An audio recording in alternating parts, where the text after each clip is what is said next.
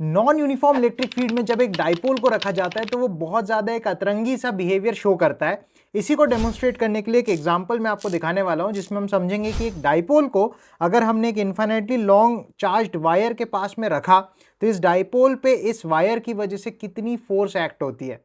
तो इसको समझने के लिए इस वीडियो को देखना है एंड तक। तो सवाल में जैसे हमको दिया है एक uniformly charge lambda charge density की एक uniformly charge infinitely long wire है, उसकी वजह से हमको r दूरी पे एक डाइपोल रखा है और हमसे पूछता है कि इस डाइपोल पे जो भी फोर्स ऑफ इंटरेक्शन है इस वायर की वजह से वो लिखना है। तो हमने अपने dipole in a non uniform electric field वाली वीडियो में चीज समझी थी कि किसी भी डाइपोल को जब हम नॉन यूनिफॉर्म इलेक्ट्रिक फील्ड में रखते हैं तो उसके ऊपर जो फोर्स लगती है उसको अपन P D by D x करके बता सकते हैं, राइट। तो इस पर्टिकुलर क्वेश्चन में भी यही आइडिया अपन को लगाना है। तो हमको यार ये चीज पता है कि इन्फिनिटली लॉन्ग वायर की वजह से r दूरी पे जो इलेक्ट्रिक फील्ड होती है वो रेडियल डायरेक्शन में होती है और वो इलेक्ट्रिक फील्ड की वैल्यू कितनी होती है भाई, तो that is 2k lambda by r। और इसमें हमें फोर्स निकालना है तो basically D by D x करना पड़ेगा। यहाँ पे x की जगह मैं r कर सकता हूँ क्योंकि रेडियल डायरेक्शन में ही हम चल रहे हैं। तो अगर मैं डी बाई डी आर करूँ तो आप समझ सकते हो, देखो 2k लैम्डा तो कांस्टेंट है, ये r जो है नीचे वो ऊपर आ जाएगा, r की पावर -1 हो जाएगा, राइट।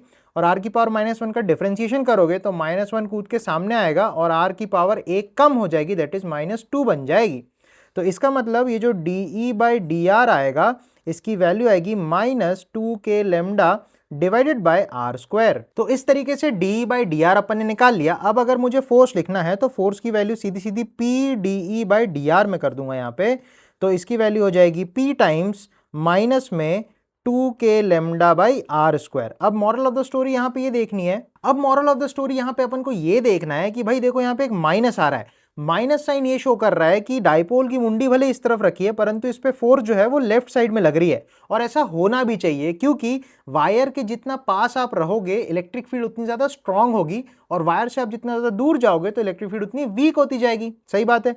तो डाइपोल में जो माइनस चार्ज है वो इस तरफ है, जो प्लस चार्ज है वो इस तरफ है। तो माइनस के ऊपर जो फोर्स ऑफ अट्रैक्शन लगेगा QE1 वो काफी ज्यादा लगेगा as compare to QE2 positive वाले पे। तो माइनस वाले पे ज्यादा फोर्स लगेगी, इसलिए तो ये डाइपोल खिंचाएगा towards the infinitely long wire.